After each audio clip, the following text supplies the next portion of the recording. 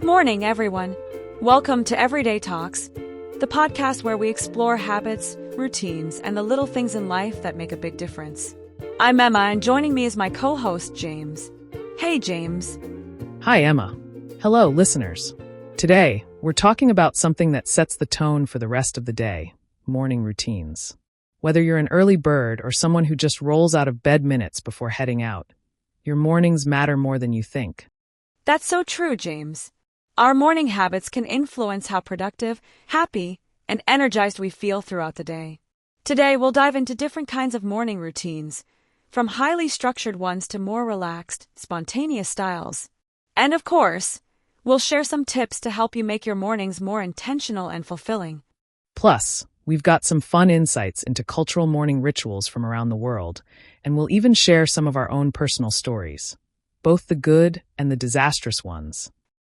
So grab a cup of coffee, tea, or whatever gets you going in the morning, and let's jump right in. Let's start with structured routines. Those mornings that are meticulously planned, almost down to the minute. Emma, do you think structured mornings are better for everyone? Not necessarily for everyone, but they do work wonders for people who thrive on discipline and predictability. Take Tim Cook, Apple's CEO, for example.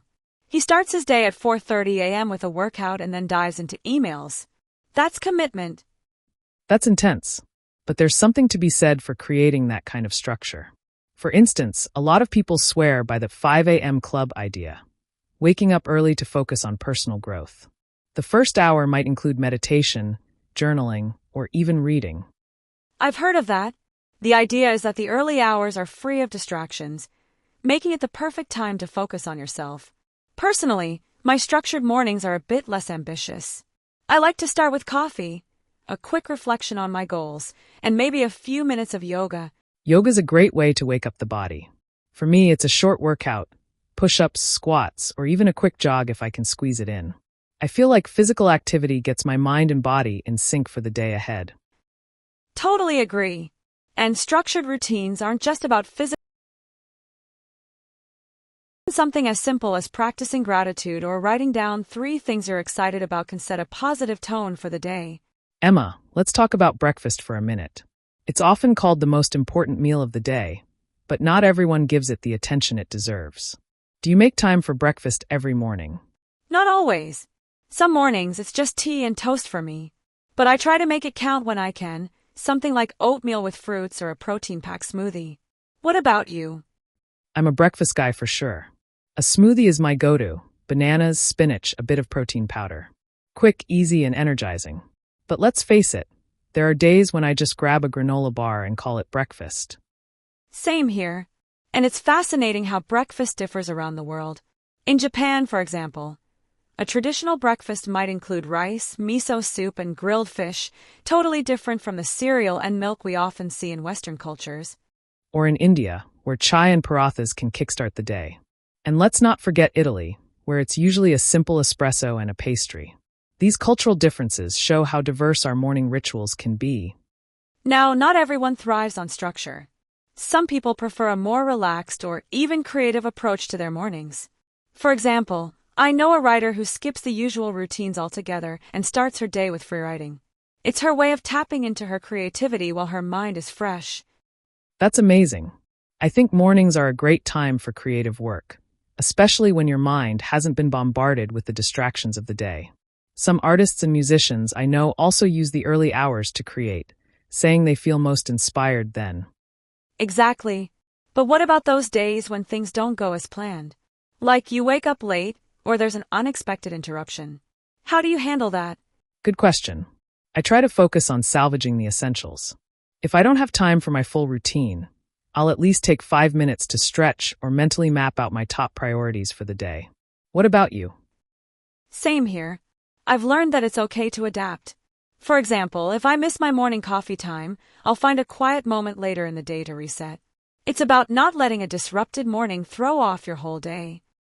James, speaking of disrupted mornings, let me tell you about the time I spilled coffee all over myself on my way to an important meeting. I had to stop at a store to buy a new shirt, and I was 15 minutes late. It was chaotic. That sounds stressful. For me, it was oversleeping for an early flight. I skipped everything: breakfast, shower, you name it. I barely made it to the airport, but it taught me the importance of prepping the night before. Absolutely. And listeners, we'd love to hear your stories too. Have you ever had a morning disaster?